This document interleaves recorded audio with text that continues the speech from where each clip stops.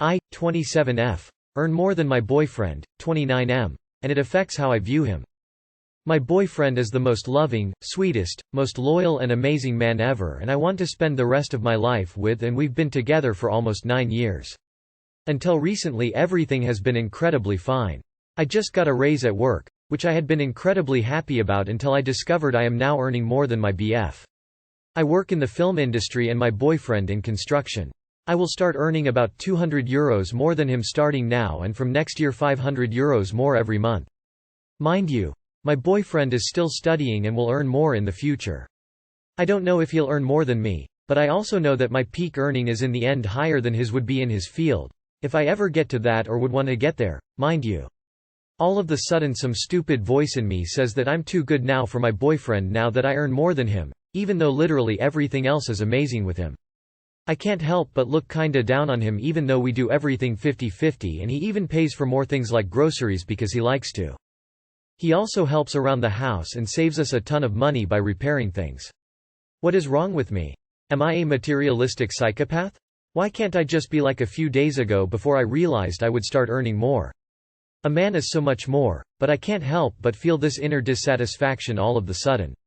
I'm almost eager to work a day less just so I earn less and can view him as superior to me in a traditional husband-wife dynamic, even though I rationally would want to be equal. I honestly hate myself for this. Why can't I just enjoy this and spend the rest of my life with him? Am I insecure about my femininity? What is wrong with me? P.S. Reading what I just wrote does make me sound like an entitled B-word. But still the feeling is there. PSNR 2. After reading many comments, I think the source of my problem is that I view a person's worth mainly by their income and career, as that is how my Asian parents raised me. That can't be right, but what then is? PSNR 3. Thanks everyone for replying. I've found that the main source of my shallowness and hypocritical thinking is my upbringing, in which I was thought to only value a person by their career and income, myself included, and that the people at my work all have this same kind of privileged and elitist kind of mindset. They don't want to associate themselves with plebs that I have taken home and judged my boyfriend by. I need to learn that my boyfriend making me happy is what matters, not all these social construct things outside of our relationship. It's all bullshit, and even though I won't be able to change my value system in a day, I at least know now what is wrong and where I should be heading. Thanks all less than 3. PSNR 4. I have realized that the true value of my boyfriend is his loyalty, his integrity and his character. Those things will make him a bigger man than income or status could ever bring. Do you often have the urge to self-sabotage? Damn, lol, this was hard to read. Seems as though you jump ship if he got sick or went through a rough patch in his life. It's not like he's a bum mooching off you. This is very shallow. I wonder then how you'd feel if your boyfriend looked down on you for earning less than him before? You are literally sabotaging your own happiness here. Do the work, friend. I think you know that what you're feeling is beneath you. This is an opportunity for you to grow and develop an appreciation for what matters. That you can approach this from a place of reflection is a very good sign. I can kind of relate in that if I were in this position, depending on the guy, I might be afraid of being taken advantage of, being used. How to express my 28 male feelings when wife, 25 female, of 5 years goes out late. Hi, I need advice on dealing with a recurring issue in my relationship that's been causing me a lot of anxiety and stress, and I'm hoping to get some guidance on how to address it effectively. Whenever my wife goes out to have fun with her friends, she often returns home late, usually from 10 p.m. to 2 a.m. While I want her to enjoy herself and maintain her social connections, her late nights out consistently trigger a whirlwind of emotions within me. I feel an overwhelming ball of anxiety and stress in my stomach, which leaves me feeling uneasy and on edge throughout the night and the next day. I have spoken to my wife about how her actions make me feel, and she responded that she can't help but want to spend time with her friends and have fun. I genuinely don't want to restrict her from doing so, but I also can't ignore the impact it has on my emotional well-being. To add to the complexity, I've noticed a shift in our previously agreed upon boundaries. For instance, we used to have an understanding that we wouldn't feel comfortable hanging out with only friends of the opposite sex. However, she has recently changed her views and now frequently hangs out in bars, lounges where only male friends are present. This has added an extra layer of concern and discomfort for me. The day after these late nights, I find myself feeling resentful and disappointed, which puts a strain on our relationship.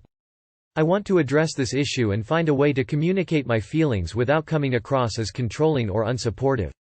Tonight, she suggested that we go out together, but I find myself still carrying the weight of my emotions from last night. I'm concerned that my lingering stress and disappointment might stop me from fully enjoy our time together. Trust is not the issue here. I 100% believe that she loves me and won't cheat. I just don't like the fact that she puts herself in positions where something inappropriate could happen. Is a compromise possible? Are we just not compatible anymore since I am more introverted and she has been changing towards being more extroverted? Edit.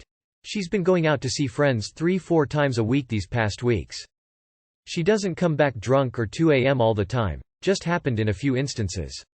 Usually comes back at 10-11, so the day is pretty much over and is too exhausted to do anything. Too long did not read. I feel anxious when my wife goes out late with friends, causing stress and resentment. We've discussed it, but she wants to have fun. Boundaries have shifted. Seeking advice on expressing feelings, finding compromises while respecting her independence. Need help balancing our needs. She goes out 3-4 times a week and never have time for you. This is not a healthy marriage, you know that, right? How frequently does she do this? Do you have kids, and are you always invited to go with her but choose not to? She is single, she just hasn't told you yet. Op. When she invites you to join her, don't turn her down for 2 reasons. 1. You're going to feel worse when she goes out alone too. You want to have that time together and also observe her in the environment. If she is drinking too much alcohol, you're there to ensure she gets home safely as well as to potentially intervene and bring her home earlier. I don't like that she's moved the goalposts on the boundaries that were originally set. I'd be concerned, upset if I were in your shoes. It seems like the health of your marriage isn't the priority for her. Obviously a girl's night out is fine and healthy, and she should be able to go out and have fun with her friends, but 3-4 times a week is quite a lot and screams single behavior, when she's not actually single. How do I, 21F, tell my father, 52M, that he is not my dad but tell my stepdad he is? I know it's up to me ultimately, but I just need some advice. I was 8 female, now 21F, when my father and mom divorced. Mom got custody, and Dad didn't make an effort to see us, even when we were less than an hour drive away. About a year after the divorce started, and a few months before it was finalized, Mom met my step-dad, and 6 months later, the family, older and younger sisters, me, and Mom, were packing to move 3 states away.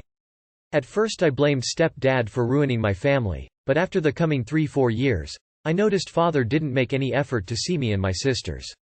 When I was 13, my mom had a horrible accident, over which my step-dad and I sort of bonded. He was forced to see that I am doing a lot for the family, little sister, little brother, mom, and step-dad.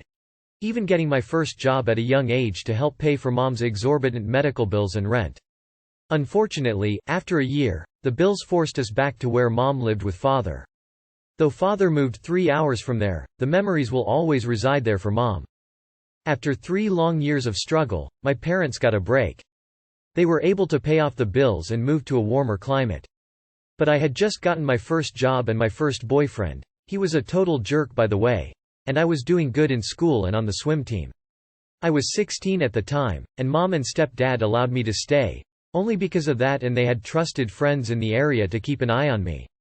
Anyway, those years are a different story. When I moved back in with my parents at 18, step-dad immediately started charging me rent. A couple $100 a month for a shed in the backyard with no insulation, and at first, no electricity. Mom helped me get that in through a friend of hers, but all the insulating was up to me and her. Because of her accident, she can't stand much. So I did most of it during the summer while working night shifts and helping mom keep the house clean during the day while step-dad was on his computer and video games and cooking without cleaning after himself. After all this time, almost 12 years, father has made the minimal amount of contact in order to pay the least amount of child support. When we were with him, he was actually gone and we had to stay at home with his spoiled daughter, my sister, same age as little brother, and his affair partner, the reason mom left, even father admitted it. So I have a complicated relationship with both of them. And this question makes me wonder, who do I have walk me down the aisle? Or dance with me at my future wedding? How do I let the other down without hurting them too bad? Both suck. Don't pick either. You can have a brother-sister dance. Have your siblings walk you down the aisle. You don't need the dad or stepdad. None of 'em. My mom used to charge me rent as well. When I was moving out she handed me all the money back to have a good start. Maybe that might be the case? They both fucking suck. I wouldn't call either dad. Have your mom walk you down the aisle. If he's going to charge you rent at 18, it sure ain't him.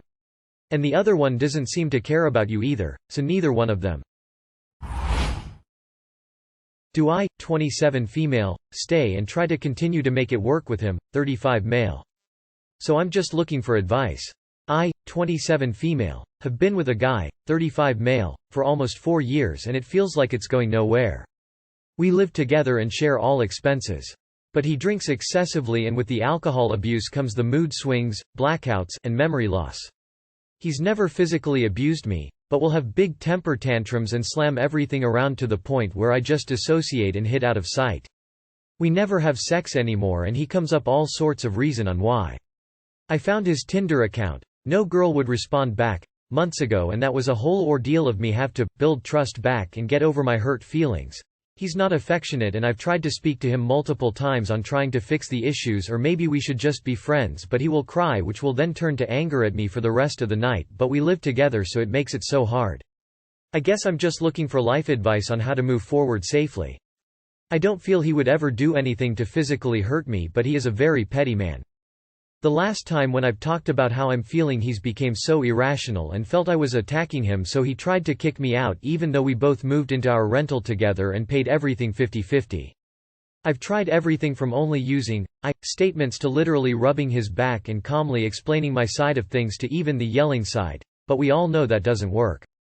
He feels all I do is complain or nag, but in reality I'm just tired and done with the same old. I used to be so in love with him to the point where I'd skip my plans, work, school, friends, etc. just to make sure he's okay, but now the way he treats me and acts makes me want to leave in the middle of the night. He's all I've known for 4 years, but now I feel I've completely lost my light and don't even know who I am anymore. My friends are all telling me to get out and that I've changed, but what do you do when it's all you know? I don't even need to finish reading this to know that you absolutely should dump this man. Girl, leave him. Why the fuck are you staying? You being 23 dating a 31-year-old was the biggest red flag coming from him. If the reason for staying is, well, I know he'd never hit me, then you need to find a new standard of what love is. So if him being an alcoholic wasn't enough to leave him, it would be Tinder for me. Because no girl wants him means he hasn't had the opportunity to cheat but has the intention to cheat on you. I hope you can start making plans on how to safely move out and find your own place. Start over in life and start thinking of ways to become your best self and start healing from this tragic relationship. Ask yourself, if you're truly being honest, what do you imagine the perfect relationship to be like and what does the perfect man in your life look like? So when you say, continue to try and make it work with him, you mean, continue being unhappy with no hope of change, right? Tough decision. By make it work, do you mean, continue to tolerate this miserable relationship as it is because it is not going to change? If so, then sure, you can make it work. But if I were you, I'd move on.